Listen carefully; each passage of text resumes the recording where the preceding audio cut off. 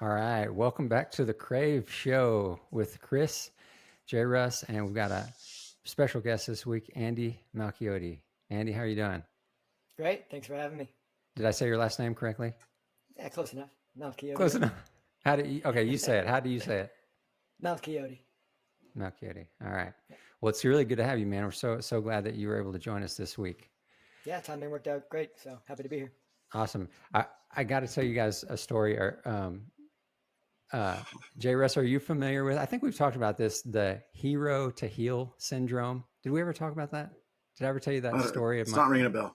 Okay, so I've been working in the tunnel over quite a bit the past couple of weeks, just helping cover shifts and stuff. And so I took a class, and this particular class, it was one of those classes where everybody was like really chill, really enjoying flying, like having fun, just a good, like, I just felt like I was connected. It was a small group of people. I felt like I was kind of connecting with everybody, just having a lot of fun.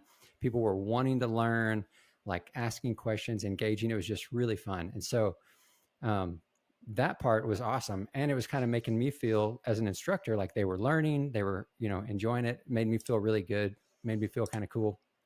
So after the class was over, it's time for the demo. So I jump in to fly my demo, and the first, 10 seconds or so is fine, totally smooth, kind of, doing what I want to do. And then you ever have those times where it's just like everything's off, like your flying is just off. Like, so from then on, the rest of like the other 45 or 50 seconds, no matter what I was doing, and it wasn't like super difficult, complicated stuff, I was just like banging into the glass. I'm like not doing what I intended to do, like almost hitting the turning vanes, all this different stuff. And at the end of my demo, I did a layout and was going to fly head first out the door. And as I'm coming to the door, and I've done that hundreds of times, as I'm coming around, I just smashed right into the door jamb with my shoulder. I mean, just smacked it, and it kind of tumbled out of the door a little bit. And of course, all the people, so I went from hero, before the demo to heel in front of them. And they were all kind of like not sure if they could laugh at me or not. Of course, I'm laughing, and the driver, my friend Jason, he's laughing, but they're all kind of like, And so then we have this little area where we debrief, and we go over there, and I'm trying to like play it off like no big deal. And I just said, oh, you guys did awesome. That was so fun. Do you guys have any questions about flying or anything like that? And this one little boy, he's probably like 7 years old. He raised his hand. I was like, yeah, what's up, buddy? He goes, yeah, I have a question I was going to ask you. I was like, sure. What is it? He goes, I was just wondering, does your head hurt from hitting it on the glass so many times? It was awesome. So Cool. hero to heel syndrome. That was my day the other day. All right. When you were talking, I was going to say that when I used to race motorcycles, I knew when I had to get more calories in my system because just suddenly I'd be kind of fuzzy on the track, and things that I would normally do pretty easily if I'm turning hot laps are suddenly somewhat complex, and I started recognizing it pretty quickly, and I would stop and, hey, I got to get some food in my system. So maybe you were a little hypoglycemic or something. Yeah, maybe so. Hypo, yeah. Maybe so. I actually, that day I had eaten a small breakfast and hadn't eaten anything most of the day. So I didn't even think about it, but yeah. Maybe. Yeah. It reminds me of a great story that Mike Bone told us the other day. And JRuss, you're in the story, but I don't think you were there, unfortunately, because it would have been awesome to get your perspective. But maybe you remember it. It stemmed from, I think, Seth asking why Mike Bone wasn't interested in fun jumping on the weekend. And he was like, specifically maybe doing 2 ways or 3 ways with just some homies on the weekend. He's like, because that's not what it'll be. It will be 3, 4, 5, 6, 7. Mike Bone's 12 way that I'm paying my slot for. How did this happen? and he told a story of a spaceball jump that was meant to be a 2-way. I think that he was one of jump he was organizing early on in his career, and that blossomed into a Mike Bone's 8-way ball jump with all his mentors and people that he looked up to. And then come time to catch the ball, he was just, and he's just blowing it, retrieving the ball. And so you just, whoop, I'll take that. Yeah. Land. And then walk past him, toss him the ball. I've seen it happen to the best of us. And that's the only thing that was said. So, yeah. I do remember that jump. I'm reminded of that story, talking about hero to heel. And sort of tangential to that is a Joe Jennings story when he had 100 jumps. And this guy's like, hey, let's go on a two-way. He's like, okay. And this guy is just slamming into Joe, like does this flip and like slams into Joe. And when Joe tells the story, he's like, and you know what I was thinking the whole time? Man, this guy is good. Because you just don't know any better. As someone with 100 jumps, and you just assume this guy has more experience than you, and he knows more things than you, whatever he's doing, it must be good, right? It must be cool. And you just have no sense of it. And I love that story. That's funny. That's what I was reminded of, those two things listening to you. That's awesome. Cool. All right. Well, for those people that are going to be listening to us and don't know who Andy is, can you give us a quick bio, like whatever you feel is important about yourself, Andy? I did my first jump in 1996, which was a tandem.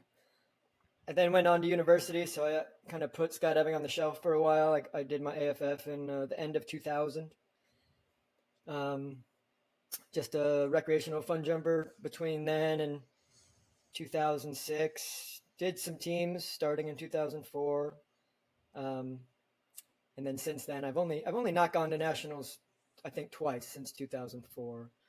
But I sort of transitioned into professional skydiving in 2006. And then, all the ebbs and flows that come with that career, kind of mostly focused on coaching in the beginning, a little bit of event organizing, and then got my ratings a couple years later, my tandem and AFF a couple years later. And then, as the years went on, I would sort of favor one thing, focusing on working at the school of tandems and AFF, and then focus on event organizing the next year. However, the mood sort of struck me, and focused on free fly competition, free fly teams between 2004 and 2012 or 13, I should say.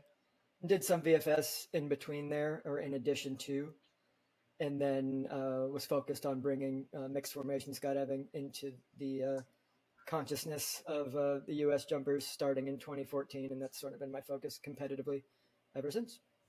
So some of our listeners are, I think we have a broad range of listeners, it seems like, but a lot of them are newer, younger jumpers. So can you give us a explanation or rundown of mixed formation skydiving? What does that mean? What is that?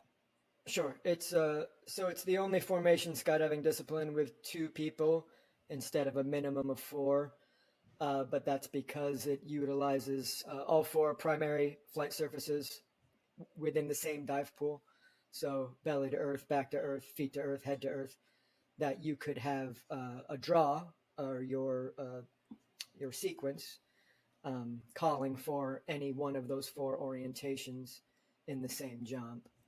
If you're in the open class at any given round, the advanced class has some caveats to that, but that's the distinction between other formation skydiving disciplines. Okay, and talk about why is that significant? That's well, it's unique. It calls for a broader skill set. If you're doing any sort of belly formation skydiving, that's the only orientation you need to be really adept at. If you're doing VFS, then obviously you're head up, head down. Here, it calls on everything, and the fall rate changes therein present a unique challenge and a unique distinction between the other formation skydiving disciplines. Yeah, so very abrupt speed changes. Correct? They can be. I mean, you learn to fly your body in and out of the different orientations in such a way that it doesn't necessarily need to be abrupt, as you say, but Okay. it can be if the technique isn't refined. Yeah. Yeah. And so this is something I honestly don't know about it, that discipline. If it calls for belly to earth, does that mean both people will be belly to earth? Is there ever, I mean, I'm just imagining there's not a time when one person is belly to earth and one person's head down, is it? Or is No, there? that's a good question.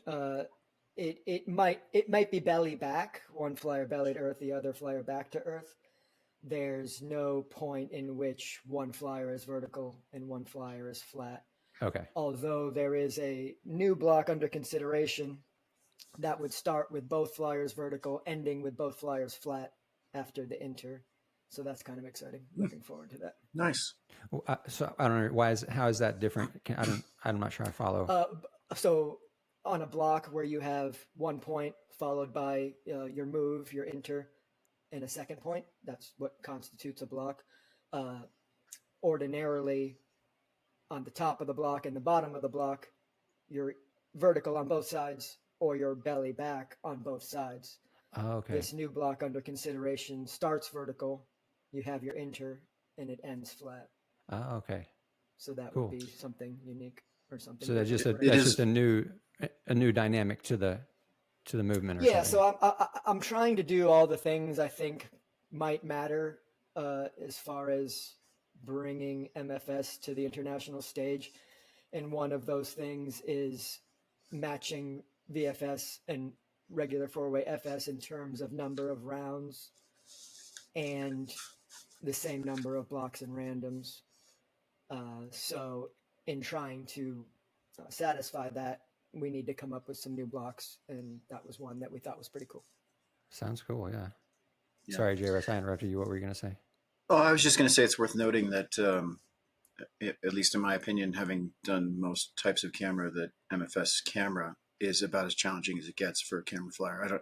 I didn't do camera for the two-way. Andy's he left out that he's a world champion of two-way free fly. And I know I've never done that discipline for camera, I don't think, but MFS is incredibly challenging. Yeah. He also left out in.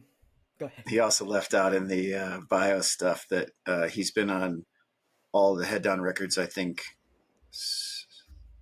since what, 44? No. The first head down record was 2003, 24 way. That was 24. I wasn't ready for that. 2004, I'd give myself a fair chance had I gone out for it, but there were some other things going on in my life that I chose not to. That was the 42 way. I wasn't on that. The first head down record I was on was 2005 for the 53 way. Okay. And then after 2012, I sat out a couple cycles, and then was on board this last time trying to get the 200 way. And sorry, I'm going to fill in the gaps because Andy's modest to a fault, but there's a ton of California organizing, California records.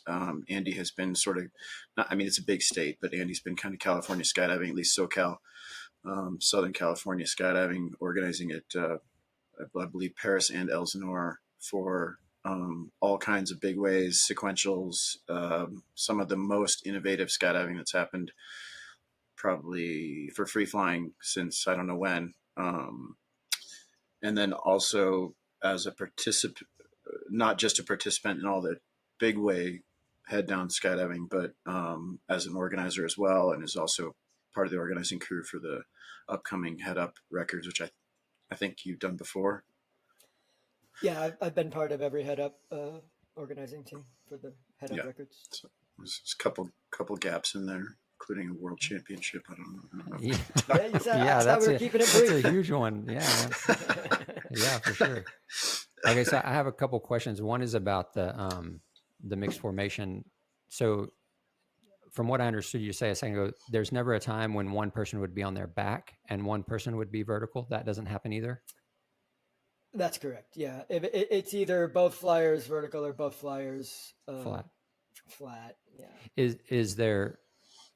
So why not ever one? Because why not one ever back and one vertical? It would be almost like obnoxiously difficult. Like there are certain flyers who could pull it off, but it wouldn't, you don't want to put blocks in the dive pool that will definitely slow down the flow.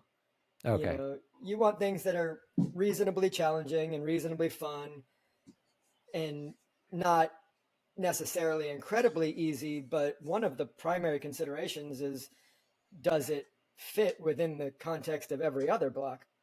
You want it to flow together. You want it to be fun. You want the scores to go up. You don't really want to do something to make the scores go down.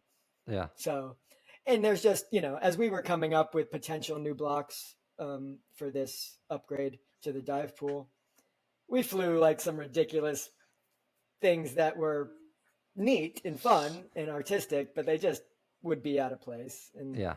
prohibitively too difficult. much. Prohibitively difficult for even in someone doing their open class dive pool for the first time. Yeah. So all those things need to be taken into consideration, because it's not that it's impossible, but it just sort of fails a couple tests. No, that makes sense. And that I haven't really done I haven't done any competitive skydiving at all. So there's a lot of these things that I don't understand or know, or even know to think about, like all the things you just said. That's really interesting. Andy, is it fair to say you created that discipline? I shy away from that designation because there were other people involved, and I was just the aggregator, is kind of how I think of it as. Because the original dive pool that was presented to USPA was a combination of the existing free fly dive pool that was within the free fly discipline prior to them moving to artistic compulsory rounds, which started in 2012, or I should say restarted in 2012, because that's what it was originally. If that was confusing, well, we can circle back to that. But so it was those 10 randoms that comprised that. It was Jason Peters' Gauntlet Tunnel dive pool.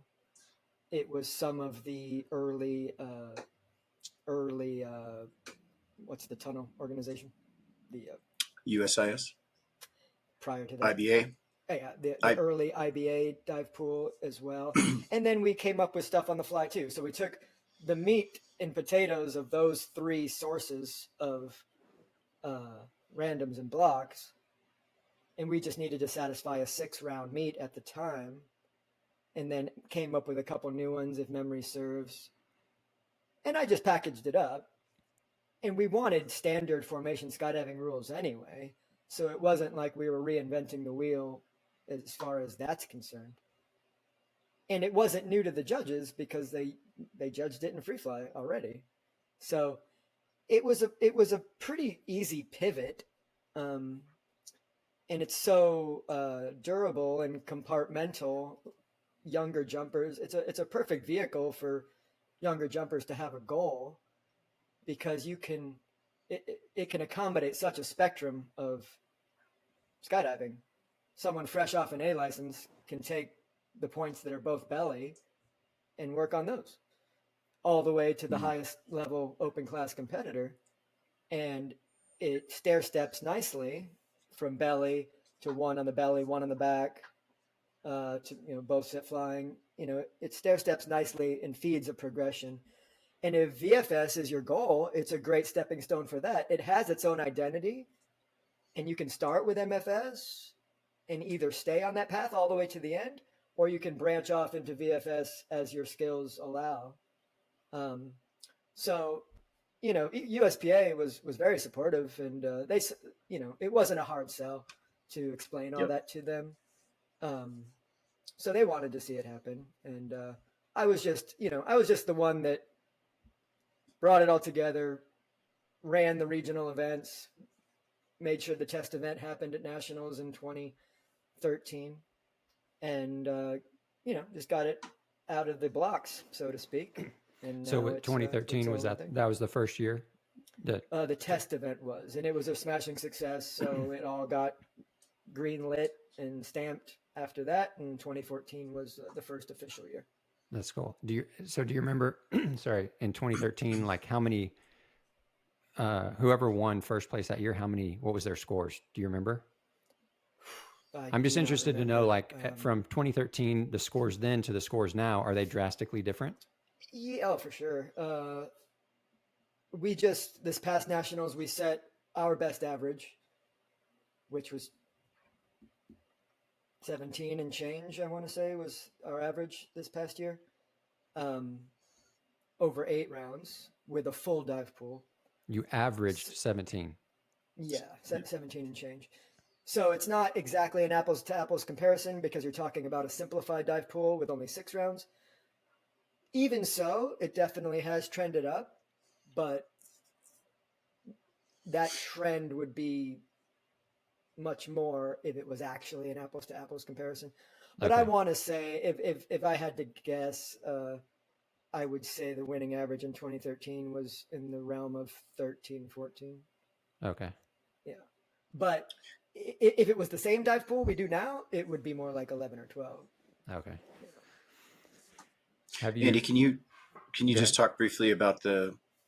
You don't have to go ad nauseum or anything, but just the sort of the attempts to get it onto the international stage and sort of where that process is at. Not to Uh, frustrate you, but yeah, no, it's good. Yeah, actually, it's funny the timing of it because a British woman reached out to me who has been jumping 16 years and has done a lot of FS, and she's super intrigued by it and really wants to sort of do what I did here. She wants to do that with the British Parachute Association. So, and they're not strangers to it, like people are peripherally aware of it at minimum. And the biggest challenge, actually, like JRuss, the story involving you and I back in 2018, I want to say it was the indoor uh, World Championships in Montreal. JRuss was there with Core, of course, and I was there doing the broadcast. And I took that opportunity to reach out to one of the FS controllers who, um, is influential in the decisions made concerning new disciplines and stuff like that. Because what I had heard from, the rumor mill was that they thought they interpreted it as a JV VFS or hmm. just a 2A VFS. That's all it is. And so it was my goal, if nothing else, to dispel them of that interpretation. So I brought JRuss with me as my corroborator, and we had that conversation. I felt like I was mostly being humored and entertained. I don't know how well it landed, but the conversation happened, which was good. But that was 5 years ago, and nothing really has happened. But what he said was, it needs to be a ground up approach, like a grassroots effort, because it's a real chicken or egg situation. Because smaller countries don't want their athletes focused on a discipline that doesn't take place at the world meet. Fair enough. And those countries are like, hey, if they do it, then we'll do it. And the powers that be are like, well, if countries do it, we'll adopt it. So like somebody's got to Yeah. go first. And so I would also prefer it to be a grassroots thing. I think that's stronger in the long run. And as of just recently, Tracy Holman reached out to me to let me know that given the new relocation of the 2024 World Meet from Israel to North Carolina, there's going to be a de facto MFS World Championships, an exhibition event at the World Meet, which is huge. It's a really nice way to bridge the gap because it's been a real source of a helpless feeling for me because everyone wants to ask this question.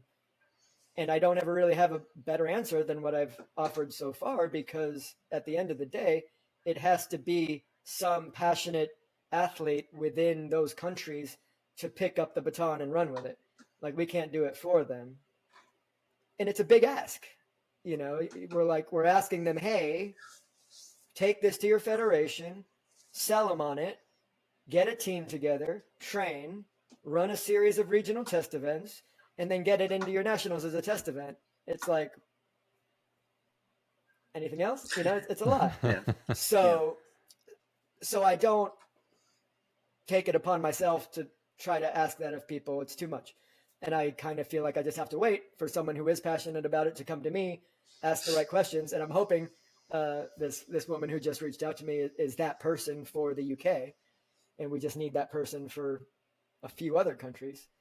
But I like what we have planned, and the details haven't really been ironed out yet. But to put it in front of the judges and the competitors in North Carolina, I think will be great. And it's a really it's something we can do, and I haven't had anything that I can do for the reason I just mentioned. Like I can't do it for the other countries, but what we can do is host a competition, invite them to participate, show them how it has its own identity, and hopefully some people leave that with a fire that they can then go to their federation and do what I did. That's the plan. Cool. So I just wanted to back up because some of our listeners are pretty new, and that MFS does not exist as a world level competition right now. It is primarily focused in the U.S. and it is at our U.S. nationals. There have been a couple other countries, Australia and the UK in particular, I think, who kind of picked it up. But with respect to what you said about that British woman who reached out to you, if people are listening and they're located in another country and they want to check out your discipline, what's the best way for them to get information about the formations and the rules? And like, do you have something on? Do you have a website? No, I just direct people as far as the rules and whatnot, like going to the skydivers competition manual on the USPA website if you want to see the formations. And as far as seeing MFS in action, I refer people to two places. One, my Vimeo channel. So if you search just my name, Andy Malchiodi on Vimeo, you'll find my Vimeo channel. And anything labeled Flight Shop, you can watch hours of MFS, and you can watch my invitational free fly events that JRuss was referring to earlier. But that's like, obviously you're watching the top team. It's not necessarily accessible. It could be very intimidating for someone just wanting to get involved. So I also refer people to the Axis Flight School website. On their articles section, they've done a ton of articles just coaching you through just how to execute blocks and randoms and things to think about. So that's a really good resource too, especially for a newer team. And then just finally on this, because I want to ask about a few other things, but if someone were trying to get their NAC to adopt it, do you have any guidance, or could people reach out to you sort of to help with that process of just what you said a few seconds ago? You mentioned sort of the necessary conditions that might exist for it to be adopted at I guess a country level, but just if someone doesn't watch this or they only get a little bit of information, can they reach out to you about how they might proceed with that process? Yeah, of course. Yeah, Facebook is easy to find. Excuse me. And yeah, it's it's the easiest sell ever to your federation. It's like I said, whatever discipline someone might eventually be interested in, they can start with 2A belly MFS, and branch off from there. Because it's the easiest. You only need one other human. You can do it out of a small airplane. It's one of the best ways to foster competition that I know of. So what federation wouldn't want that?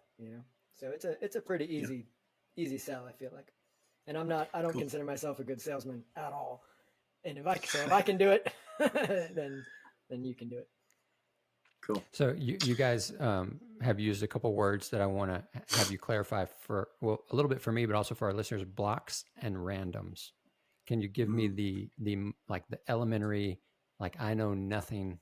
Can you explain those to me? What is the difference in a block and a random? Go ahead, Andy. And those are correct me. Is it correct that all formation skydiving, they all use those terms the same way? Like belly, VFS, and MFS all use those terms the same way? That's correct. Okay. So depending on the class of open class, intermediate, advanced, and the discipline itself, your draw, when you do a round, will be comprised of either it will draw to 4 or 5 points in some disciplines, it will draw to 5 or 6 points in other disciplines. A block is 2 points, a random is 1. So, as they're doing the draw, if it gets drawn random block, and we'll use MFS as this example because it's only drawn to 4 or 5, then that's where the draw would stop. And that would be a 4-point round, or a 4-point draw. If it got drawn random block, then it would stop there. And now that's a 5-point draw. So a random is a formation. It has grip assignments, and you build it, and that's it. Done. The block has grip assignments on the top end, and on the bottom end, it may be the same grips, it may be different grips. But there are other grip assignments on the bottom end, and between the two, there is some motion to execute. Some, I don't know what else to refer to it as, motion, sequence. Transition of body position. Transition, yes, to execute before you build the bottom part of the block. And together, those are 2 points. Okay, so in MFS, so is a random and a point, can you use those terms interchangeably? Well, the points are for both. A random happens to be 1, a block is 2. So points are points. Oh, points are like score, whether... like you're a score, not like points like built like points of a formation. Well, they're one and the same. Like you're building the point, and you earn a point. Okay, gotcha. All right, that's helpful. So now the randoms. No, sorry. The blocks. Do you have to stay linked during the transition? It depends. It's prescribed. It's what? Yeah, it's prescribed. It's prescribed. Oh, sometimes you do, sometimes you don't. Yeah. Yeah, in 4-way, be it flat or VFS, you have piece partners that you may always hang on to for the inter. You may not. You may be a subgroup of 3 and 1. I mean, JRuss would be better to describe the VFS blocks, but obviously in MFS, it's just the 2 of you. So there are no subgroups per se. Right. It's you build, you release, you do the thing, you come back. But are there times in the MFS? Are there times when the block is linked? No. Okay. Because there's no subgroups. It's just 2 people. No, but I didn't know if like maybe like a half eagle or something of that sort where you have to stay linked to during the transition. No, that would be trending in an artistic direction. Gotcha. Like it's point, break, enter, point. Gotcha. Okay, that makes sense. And you actually there is an eagle block, and you have to be off the grips prior to leaving your current orientation and entering the target orientation. Okay. If you're not off grips by the time you make that transition, it's going to be a bust, meaning you're not going to get awarded the point because you actually are required to be off that grip. But like I said, it's pretty cut and dry in MFS because it's 2 solo flyers, whereas in VFS, you might have 2 subgroups of 2, a subgroup of 3, and a solo. Yeah. Okay. JRuss Gotcha. would be better suited to handle those details. Yeah. I mean, there, just as Andy said, there could be 2 groups of 2, there could be a 3 and 1. But 8-way belly obviously affords more opportunities for different subgroups. I just want to clarify, because Andy said inter a couple times, that for a block, there's the beginning picture or setup. Everything that happens in the middle is generally referred to as the inter, and rotation, turns or orientation changes or whatever, that is the inter, and then the bottom of the block. And so it's a little bit funny to me that there's 3 different places you can bust, but you only get 2 points. That there's the top picture that you have to build correctly, you have to do the inter also correctly, and then you have to build the bottom picture correctly, and all those have to work right. You're 3 different things to get 2 points. Huh. Yeah, should be 3. Yeah. I think that would be easy to take advantage of, though. Oh, what do you mean? Well, this might be getting into some weeds, but under the conditions that you could actually get awarded the second point if you messed up the inter, unless the inter was its own point, in which case what I'm about to say wouldn't apply. But if you intentionally flubbed the inter just to get to the second point that much faster, Oh, I see what you're saying. forfeiting the skipping middle it. point because Yeah. you could go that fast. See, Andy's competed with the French before, so that kind of stuff comes to the front of your Yeah. mind. No, I mean, it's every Dig. That was a competitor's dig. job to bend the rules until they break, Yeah. and everyone does that. So, yes, that's true. where my mind goes. Yeah. Okay. Well, So- hold on, one more question. Okay, sorry, But one more. I'm assuming I know the answer to this, but in y'all's VFS, y'all's vertical course, JRuss, the Crave course, and you talked about, remember the cone and like how you judge if someone is in that orientation, right? Yeah. For competition, there's a way to judge that, right? How to Well, know if I mean, someone's how do you know if someone's in a head up orientation or not? I think that the SCIM now just uses that template for free flying generally. I would have to, I guess, check with one of the judges, but I believe the way that we wrote that is what's currently in use for MFS as well, and that's a judgment call from the judges. As far as they were, you're allowed a little bit of deviation away from the vertical axis or the horizontal axis, whatever. But the intent of clarifying that was the previous iteration of the rule basically said that if you were approximately head down, the word approximately was actually used in the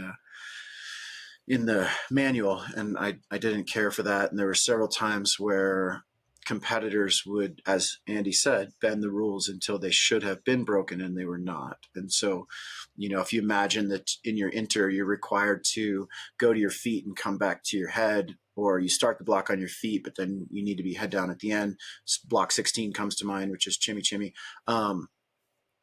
That there were several teams that the competitor that was supposed to be in an upright orientation, a head up orientation, would just do their transition enough that they were on their back, but kind of hug their feet underneath their butt. Mm-hmm. So it looked kind of sit-ish, and then quickly flip back to their head. It was the French team, just so we're clear. And then the rule needed to be changed because there was just too much ambiguity about what could constitute it. But if I'm getting the thrust of your question, I believe it's the same template for MFS as it is for VFS, or for two-way VFS in the tunnel. It has been, and it's a good topic because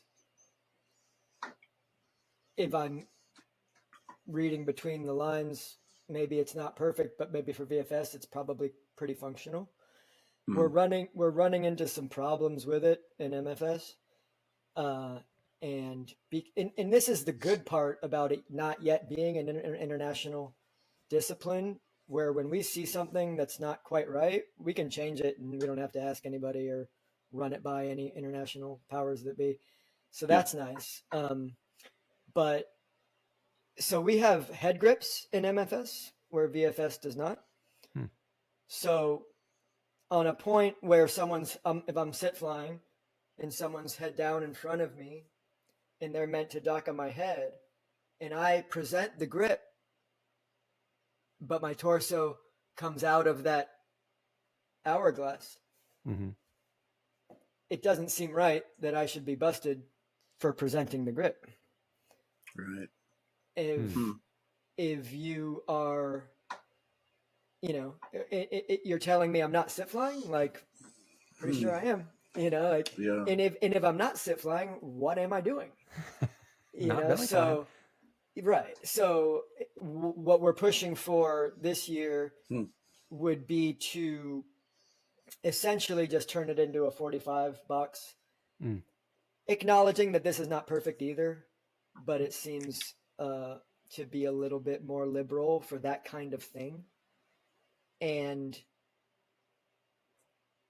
this might be difficult to describe in words without a picture, but the hourglass, if I'm not mistaken, is only 30 degrees, I think. It's 20 degrees on each. I originally said 22 and a half and the judges got pissy, so I just went back to 20. Well, in any event, like it's a good thing to aim for.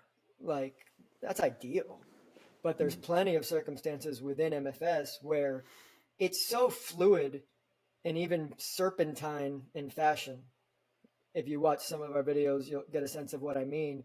When we're going from vertical to flat back to vertical, like it having additional flexibility, which is clearly under control, is a good thing, we think. Yeah. And that's just one example of the head grip. So yeah, it's I'm curious. I had been curious to know if it was working in BFS. I presume it is at least well It enough. But it but we're is. looking Yeah. to open up that into more of a 45. And that way, that way at least you can say if you're past 45, then you're belly flying. You're somewhere. There shouldn't Right. be a case where it's like, well, if I'm not sit flying, what am I doing? Mm. Like that shouldn't even be a question that anyone ever asks. I think the 45 could work too, because even in the situation that I described where Fred was stopping on his back, it would still 45 would still cover that. Yeah. So I'm sure the judges would really appreciate just one picture for all the disciplines, and not just modifying that for sure. So that head grip is head to head. Is that what you're saying? hand to head. No. It's a hand. Oh, it's hand head. So like hand grip on the head. Like Spock or something. Is that what we call it? Or does it have a name? Yeah, there's a double Spock where the head up flyer and the head down flyer each have a single grip. There's a different random where the head down flyer has a two-handed grip on the sit flyer's head. Oh, the head down flyer is okay. Yeah, in that random, the sit flyer doesn't have a grip. Okay. Is there one where the sit flyer has two hands on the head down? There is that one? Yes. Yeah. Yes. Should I move on, Chris? You got go ahead. No, go ahead. I keep interrupting you. Sorry. Okay. Man. I don't know any of this stuff, so I just keep thinking of questions. It's good. It's great. It's just Andy's done a lot of stuff, and there's lots to talk about. So Andy made a full-length movie, and it was released, I believe, early this year. It is called The Hex, and it is available on Amazon Prime. Mm-hmm. And I'm going to stop there and let Andy give us his synopsis of that project, because it's pretty awesome. Yeah, it's these things always take longer than you think. But yeah, it's just Hex, so there's no the. It's just Hex. And my first free flight teammate in 2004, his name's Chris Johnston, and he and I spent a lot of time and became close. He was one of my first good friends that I made when I moved to California. And he had a 20-year career in post-production sound for movies and various productions. And he retired from that, and he had always helped me. I've made probably a dozen skydiving short film comedies over the years, and he used to help me with those. And once he retired from his career there, it just so happened, where I was in my life, it just, the stars sort of aligned that if we wanted to try to make a proper feature film as a business venture, then was the time to do it. So we did. And yeah, I mean, and as a bunch of amateurs, like doing our best, it took a while we still managed our day jobs and everything else we had going on in life. But long story short, we started filming in December of 2015. And actually the first thing we shot was some of the very difficult skydiving scenes that JRuss and Steph were both kind enough to donate their time and skills to. And we jumped at Elsinore for the weekend and got some stuff done. And then the meat of the production took place between January and February of 2016. And we shot 5 days a week for, I think, 5 weeks straight at the drop zone while they were still, running normal operations. So it was a huge challenge, but a lot of fun. And And then when we finished, like we had just spent ourselves in every sense of the word. So like we had to sort of recharge in every conceivable way you can interpret that, and wait on the Red Otter, which, as luck would have it, needed the wings replaced. So to finish a lot of the skydiving, we needed the Red Otter, and it wasn't available. So we had to wait many months.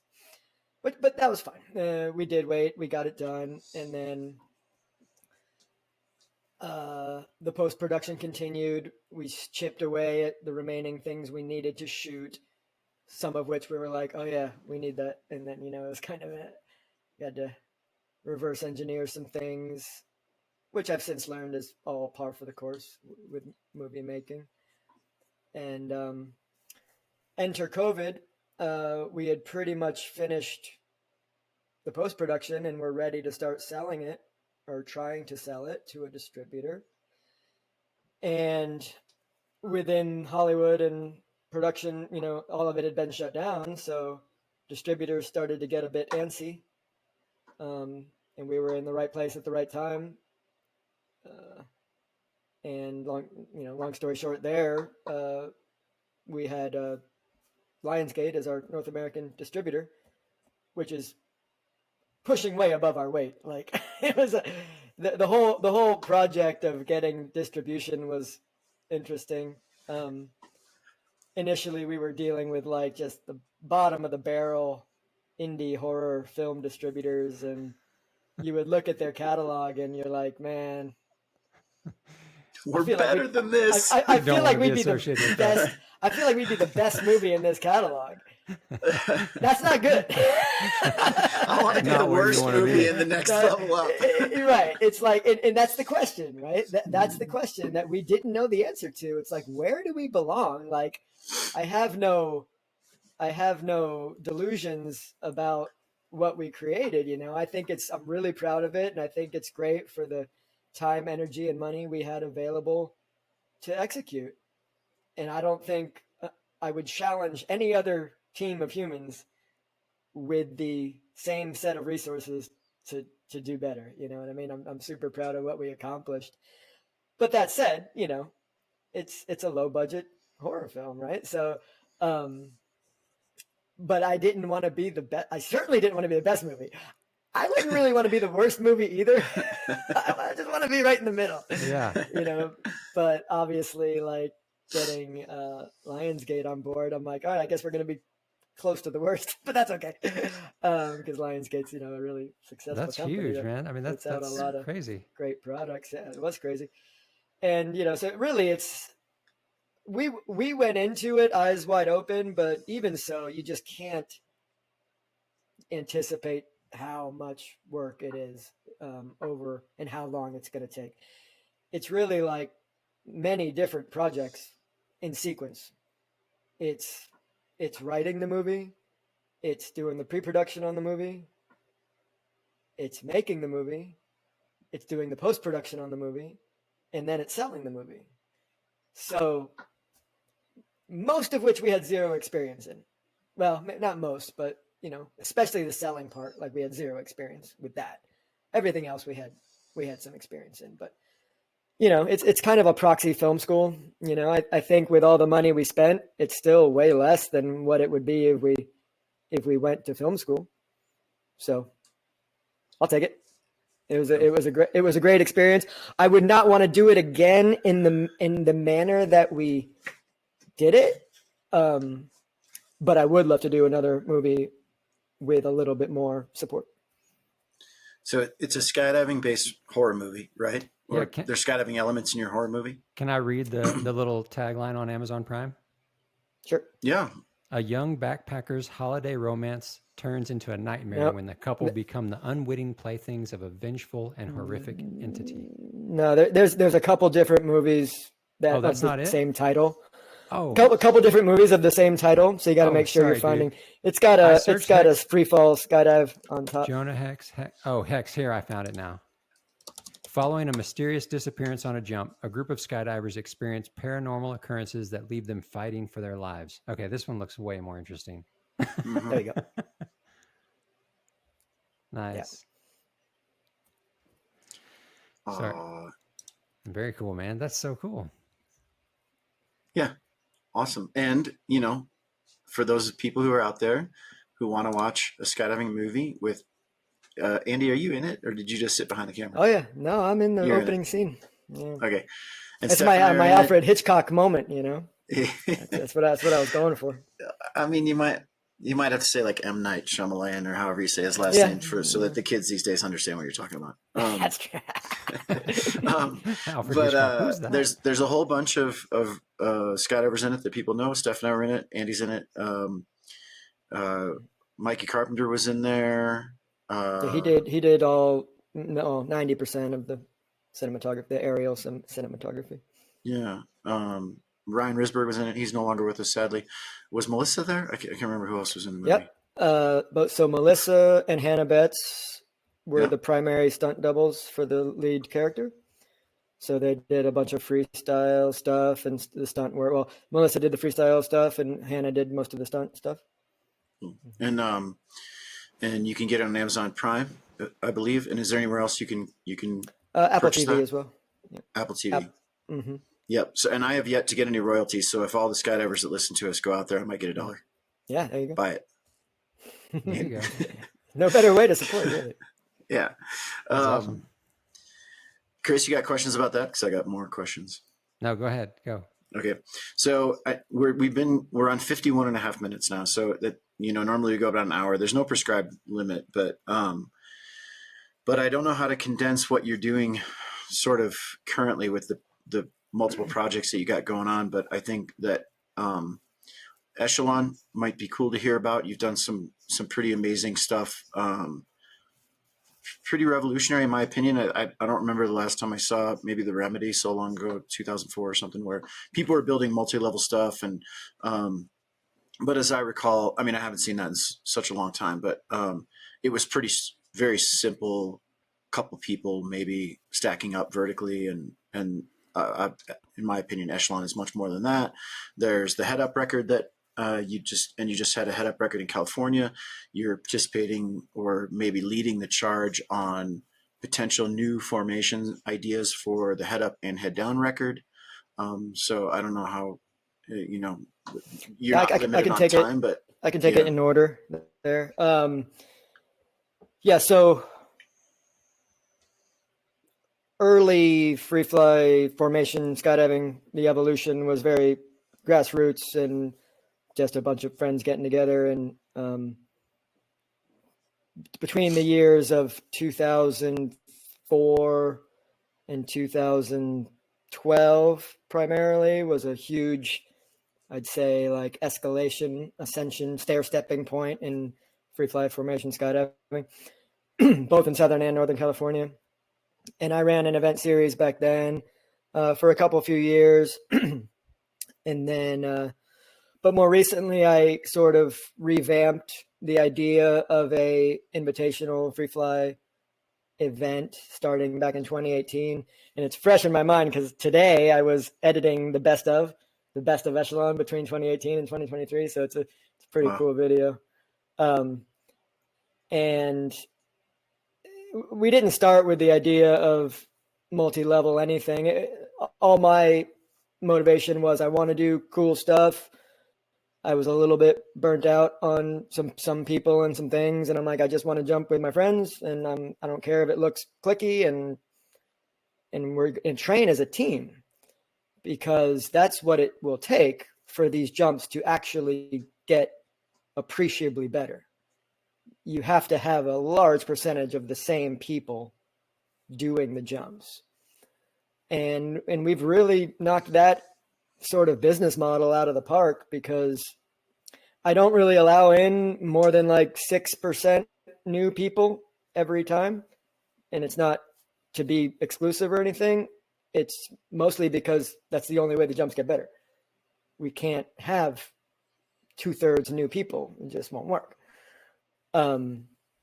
So it's the right balance I have found, where it's nice to have new blood and new energy and new people. And there's plenty of people I want to be involved. So take those opportunities when they become available. But as a team working on stuff It just has to be that way. And it's wherever my inspiration guides us. So I can't remember when. I mean, to your point, JRuss, in the remedy, there's exactly one jump that does a single infinity grip over the top, and that was it. It wasn't meant to go anywhere or do anything. It was just kind of like, instead of a four-way flower, two people go high, and now it's this three-dimensional thing. And so we just started building off of that. I don't recall, there wasn't like some particular catalyst or anything that was why, but it's just the direction it took. And we've been doing some super cool stuff, and don't know where it's going, don't care. Again, it's wherever the inspiration takes us, and it's not with any particular goal. It's just to have fun, fly with your friends, and do pioneering stuff. And to that end, we've been just super successful. So we had a California head-up record, which is sort of in service of building up to the world record, coming just under a year from now.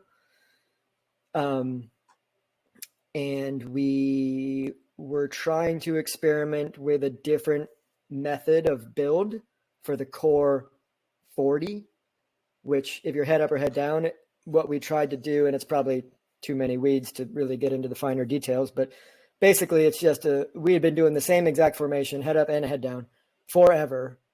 And it was, for us, it was kind of getting boring. It's like, is there a better way? Like, maybe we can find a better way. And that lights a little fire under us, makes it more interesting.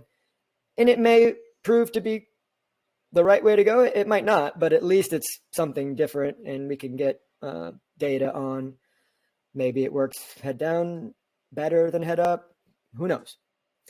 But we've been working on that. We did utilize that new style at the California head up record, learned a bunch. Don't know, jury's still out on whether or not that's a path we should go forward on for the world record, but maybe. Yeah.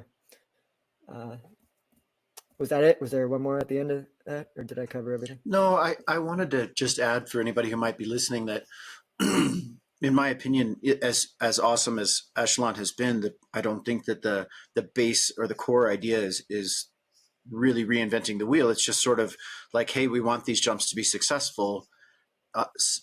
On some level, it behooves all of us to make it sort of a private thing, which is what it is, which can sound on the surface maybe a little bit snooty, like, hey, we're going to have a private group, but then on the back end of it, it means that everybody that comes can reasonably expect a high level of success, because you've jumped together a bunch of times, and you trust each other, and you know people's skill sets, and you can sort of modify things around the skill sets that you have. That template could be used at other drop zones as well.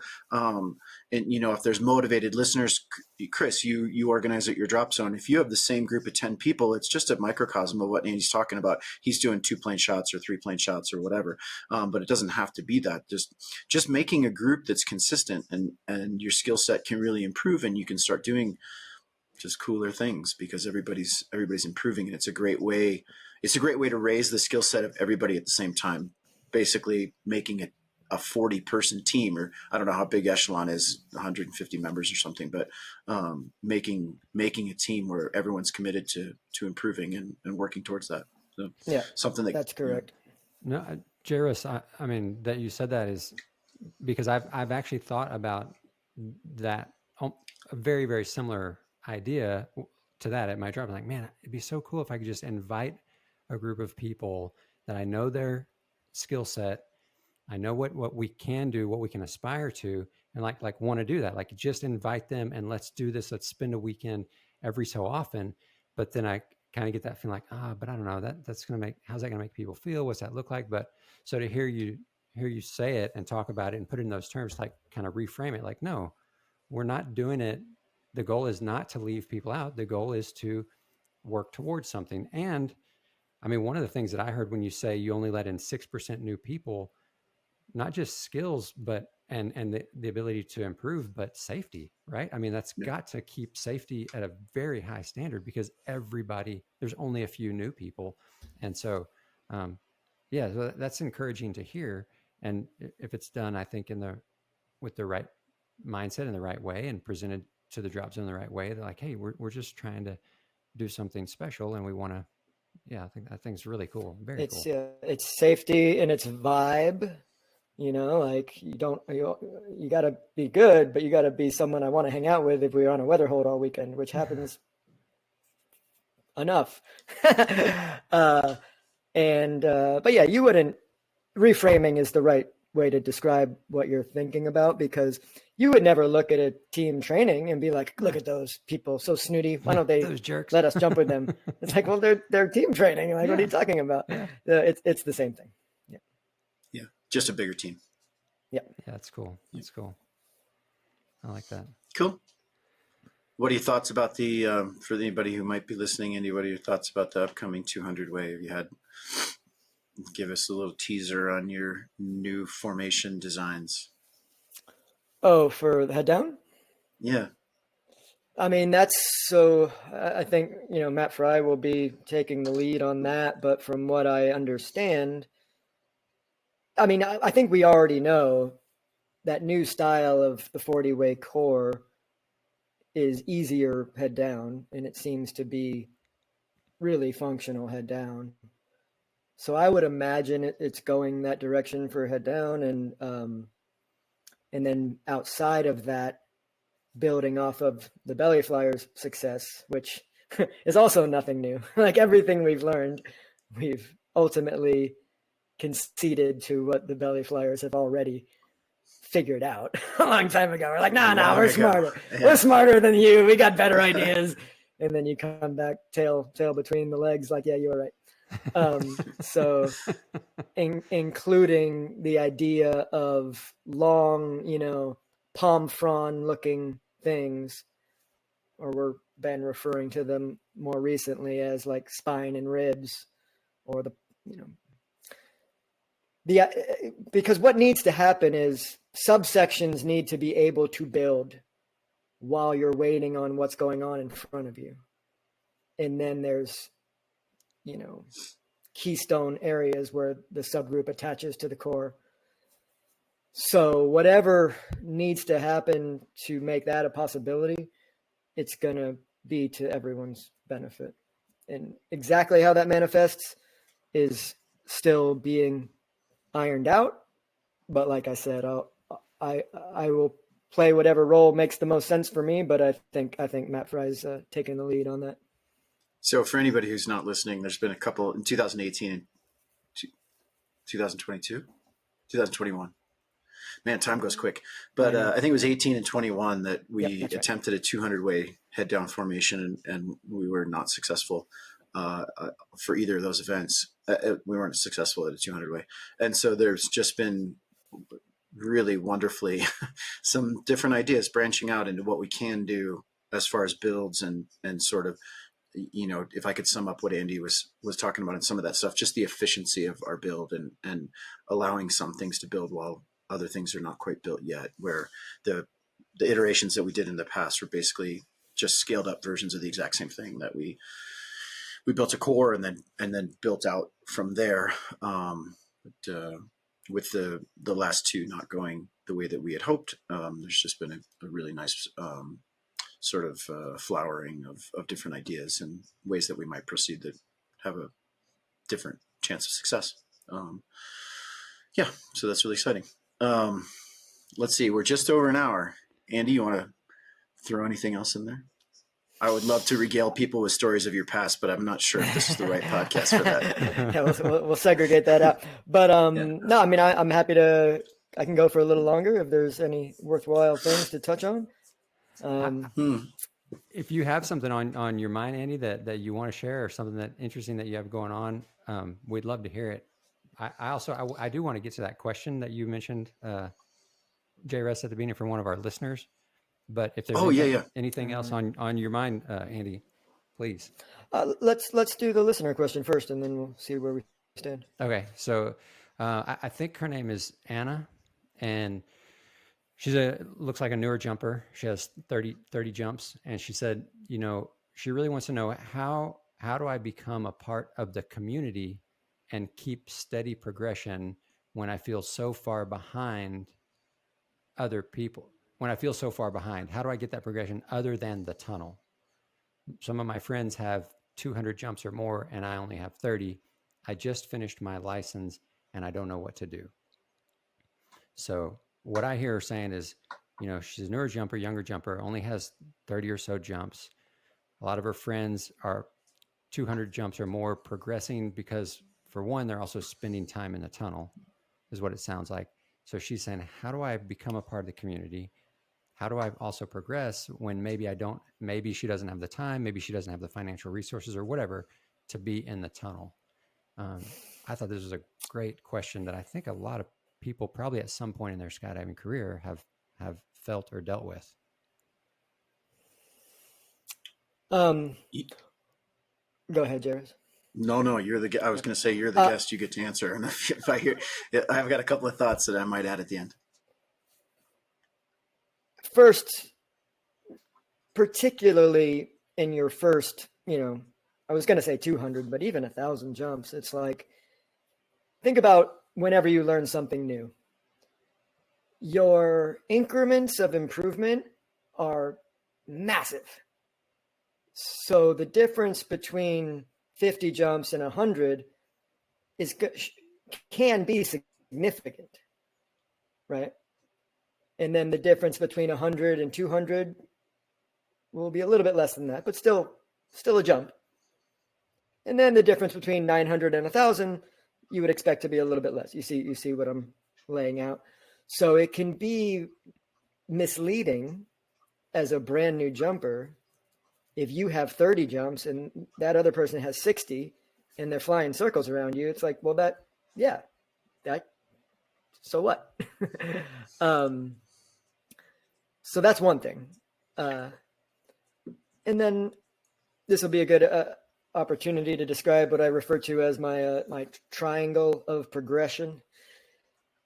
And on this triangle, one side is time, one side is money, one side is sacrifice. And you just got to decide what you have more of than another, because you really need two. It doesn't matter which two, but you need two. So if you don't have a lot of money, but you're willing to sacrifice and you can make the time, then it's like, pitch your tent on the drop zone, offer to clean the bathrooms, and that's how you earn your jumps now. Like, sucks, but these are the decisions you have to make. The person who has money and can sacrifice a week because they don't have a ton of time, well, maybe they can complete their entire AFF in a week because they're busy people and they, whatever. So different solutions present themselves based on which two you decide you have more of than the other. For a lot of younger jumpers, it's the money, right? So you got to get creative. And there's plenty of creative solutions out there, like if there's a prominent coach in your area, one thing coaches hate doing is the admin involved with coaching. I've seen it where someone's like, hey, can I basically be your secretary? Can I manage your coaching, manage your schedule? And all you have to do is show up and do it. And I don't need to get paid, but maybe you can throw me some free coaching, You get creative, like you got that. In the absence of money, you just got to get creative. That can be in terms of now you live in the tent on the drop zone instead of your apartment, like it can manifest in a lot of different ways, but you got to get creative with it. And if that creativity yields tunnel time to kind of kill two birds with one stone there, all the better. But it's hard to get away with not having tunnel time these days. Yeah. Darn near impossible, especially if you're going to compare yourself to others who are doing tunnel time. It's just lost on a lot of people how little time you have to practice when you skydive. Like, so I just did a 20-way, one of my invitational events this past weekend, and it went pretty well, but plenty of jumps didn't complete to the end, so some frustration and kind of like, man, I wish, I thought that would have worked better or whatever. But the thing is, we were at it sunrise to sunup for 3 days in a row, got all the jumps that were allocated, and that yields 11 minutes of practice. That's not a lot. And I don't know of a lot of sports that are like that. You know what I mean? Which means visualization for skydiving is so important, because I'm not an expert on the sports psychology and the science of it, but in so many ways, your body doesn't know the difference if you're visualizing the skydive or actually doing the skydive, as long as you're thinking about it in the right way. So that plays a much bigger role in skydiving. And the tunnel just flips that on its head. If you can go get 15 minutes of tunnel time, even in a week, chances are you couldn't match that in 2 weekends at the drop zone. So it's just so imperative. And especially in the beginning, if the tunnel is in lieu of actually skydiving, I would encourage that trade, because everything's an opportunity cost. Everything is a trade-off. And when you're getting an initial handle on things, you got to do the tunnel, even if it means doing a proportional less number of skydives with a coach. And it doesn't have to be like the marquee coach. It can. One of the tunnel instructors is probably fine for what you need to know at that level. And shifting, reframing again, using that description of your priorities. Like, well, what is it that you want to do? Like, you want to skydive productively with your friends? Then I get it. But that tunnel time has to sort of take the front seat. If this person is where I'm imagining them to be. I don't know her details, of course, but I'm imagining like a 30 jump person who sees the 40 and 50 and 60 jump person rocketing ahead of them, because they should be, first of all, back to the first thing I said, but also they're supplementing it appropriately with that tunnel time. So you got to assess your triangle of progression and then make some decisions. And that's just every newer jumper's lot in life. You got to answer those questions. I just wanted to add to this particular person that, Andy gave a little bio in the beginning of, I think, starting jumping in 96, but then really doing his AFF after university at like 2000, something like that. Yeah. Is that right? Mm-hmm. So that's 2000. Yeah, 23 years, coming up on 24 years of skydiving. I would venture you're north of 20,000 jumps somewhere, although I really have no idea. And I'm at a very similar timeline with Andy. But everybody starts in the beginning. That's just the way that it is. And Andy started out with his AFF and belly jumps and, oh, hey, free flying looks cool, and let me get into that. And when he started, really, there was only Orlando at that point, and it wasn't super powerful in 2000. And so free flying, you could kind of do it. But anyway, he went the hard way. And this person has the option, just as he said, for at a radically lower cost to go get better in the tunnel, even though it, like, a lot of people balk at, oh, it's $300 or whatever it is for 15 minutes. I mean, that is remarkably cheap for 15 minutes of free fall with a coach. Remarkably cheap. And so I would really encourage this listener to apples to apples to comparison. There's no contest, none. And that's not even putting a value on the time, right?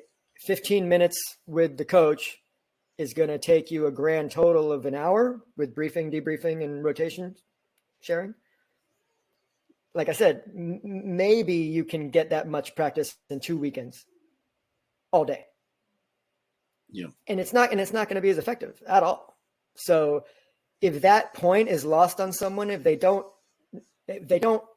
recognize some of those things, and they think tunnel is just, an alternative to skydiving, but it isn't really a thing you need, like, they might need some of those things gently pointed out to them.